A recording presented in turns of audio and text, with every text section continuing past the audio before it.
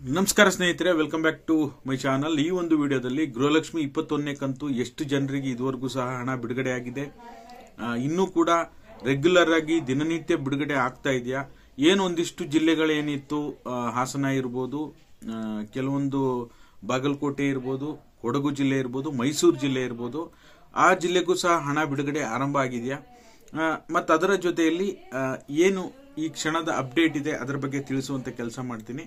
ಯಾರಿಗೆ 4,000 ರೂಪಾಯಿ ಒಟ್ಟಿಗೆ ಹಣ ಜಮಾ ಆಗುತ್ತೆ ಅಂತ ಹೇಳಿ ಕೂಡ ಸೋಷಿಯಲ್ ಮೀಡಿಯಾದಲ್ಲಿ ಒಂದು ಸುದ್ದಿ ಹರಿದಾಡ್ತಾ ಇದೆ. ನಿಜವಾಗ್ಲೂ ಯಾರಿಗೆ 4,000 ರೂಪಾಯಿ ಜಮಾ ಆಗುತ್ತೆ ಅನ್ನೋದ್ರ ಬಗ್ಗೆ ಕಂಪ್ಲೀಟ್ ಕ್ಲಾರಿಟಿ ಈ ವಿಡಿಯೋದಲ್ಲಿದೆ. ದಯವಿಟ್ಟು ಯಾರೆಲ್ಲ ವಿಡಿಯೋ ನೋಡ್ತಾ ಇದ್ದೀರಾ ಪೂರ್ತಿ ವಿಡಿಯೋನ ನೋಡಿ.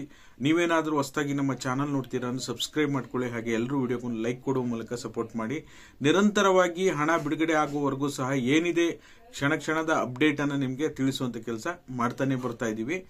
ಒಂದು ಕ್ಲಾರಿಟಿ ನಿಮಗೆ ಕೊಡಬೇಕು ಅಂದ್ರೆ, ಇದುವರೆಗೂ ಸಹ ನಾನು ಪ್ರತಿನಿತ್ಯ ಕಮ್ಯುನಿಟಿ ಪೋಸ್ಟ್ ಹಾಕಿದಾಗ್ಲೂ ಸಹ ಕಳೆದ 3 ದಿನದ ಕಮ್ಯುನಿಟಿ ಪೋಸ್ಟ್ ಹಾಕಿದಾಗ್ಲೂ ನೀವು ಸ್ಕ್ರೀನ್ ಅಲ್ಲಿ ನೋಡ್ತಾ ಇರಬಹುದು 45, 46, 47 ಇದೇ ಪರ್ಸೆಂಟೇಜ್ ಮುಂದುವರಿತಾ ಇದೆ.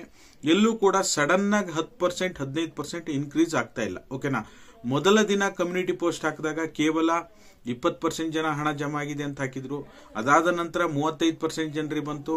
ಅದಾದ ನಂತರ 45% ಜನರಿಗೆ ಬಂತು. ಈಗ ಅಲ್ಲಿಂದ ಸ್ಲೋ ಆಗಿ ಎಲ್ಲಾ ಜಿಲ್ಲೆಗೂ ಹಣ ಜಮಾ ಆಗ್ತಾ ಇದೆ. ಬಟ್ ಆದ್ರೆ ಹಣ ಏನು ಒಂದೇ ದಿನಕ್ಕೆ 15 ಲಕ್ಷ 20 ಲಕ್ಷ ಆ ರೀತಿ ಜಮಾ ಆಗ್ತಾ ಇತ್ತಲ್ಲ, 3ನೇ ಹಂತದ ಹಣ ಇನ್ನೂ ಕೂಡ ಡಿಬಿಟಿ ಹಣ ಬಿಡುಗಡೆ ಆಗಿಲ್ಲ. ಯಾರ್ಯಾರು ಮೈಸೂರು ಜಿಲ್ಲೆಯವರು ನಮಗೆ ಹಣ ಬಂದಿಲ್ಲ, ಕೊಡಗು ಜಿಲ್ಲೆಯವರು ಹಣ ಬಂದಿಲ್ಲ ಅಂತ ಕಮೆಂಟ್ ಮಾಡ್ತಾ ಇದ್ದೀರಾ, ಬಾಗಲಕೋಟೆ ಜಿಲ್ಲೆ, ಹಾಸನ ನಮಗೆ ಹಣ ಇನ್ನೂ ಬಿಡುಗಡೆ ಆಗಿಲ್ಲ ಅಂತ ಕಮೆಂಟ್ ಮಾಡ್ತಾ ಇದ್ದೀರಾ. 3ನೇ ಹಂತದ ಹಣ ಬಿಡುಗಡೆ ಆಗುವ ಸಂದರ್ಭದಲ್ಲಿ ನಿಮಗೂ ಸಹ ಜಮಾ ಆಗುತ್ತೆ. ಈಗಾಗಲೇ ಹಣ ಯಾವ್ಯಾವ ಜಿಲ್ಲೆಗೆ ಹಣ ಜಮಾ ಶುರುವಾಗಿದೆ ಅವರಲ್ಲೂ ಸಹ ಬಹುತೇಕ ಜನರಿಗೆ ಇನ್ನೂ ಕೂಡ ಹಣ ಬಿಡುಗಡೆ ಆರಂಭ ಆಗೋದು ಬಾಕಿ ಇದೆ. ಅವರಿಗೂ ಸಹ ಇನ್ನ ನೆಕ್ಸ್ಟ್ 3ನೇ ಹಂತದಲ್ಲಿ ಬಿಡುಗಡೆ ಆಗುವಂತ ಇನ್ನೊಂದು 2-3 ದಿನದಲ್ಲಿ ಬಿಡುಗಡೆ ಆಗುವಂತ ಸಾಧ್ಯತೆ ಇದೆ, ಸೋಮವಾರ ಅಥವಾ ಮಂಗಳವಾರ ಈ ರೀತಿಯಾಗಿ. ಹಾಗಾಗಿ ದಯವಿಟ್ಟು ವೆಯ್ಟ್ ಮಾಡಿ. ಇನ್ನೊಂದು 2-3 ದಿನದಲ್ಲಿ 3ನೇ ಹಂತ ಬಿಡುಗಡೆ ಆಗುವಂತ ಸಂದರ್ಭದಲ್ಲಿ ನಿಮಗೆ ಡೆಫಿನೆಟ್ಲಿ ಜಮಾ ಆಗುತ್ತೆ. ಓಕೆನಾ? ಬಾಕಿ ಉಳಿದಿರುವಂತಹ ಜಿಲ್ಲೆಗಳಿಗೆ ಆವಾಗ ನಿಮಗೆ ಅಪ್ರಾಕ್ಸಿಮೇಟ್ ಒಂದು 75-80% ಜನರಿಗೆ ಹಣ ಜಮಾ ಆಗುತ್ತೆ ಅಂತ ಹೇಳ್ಬೋದು.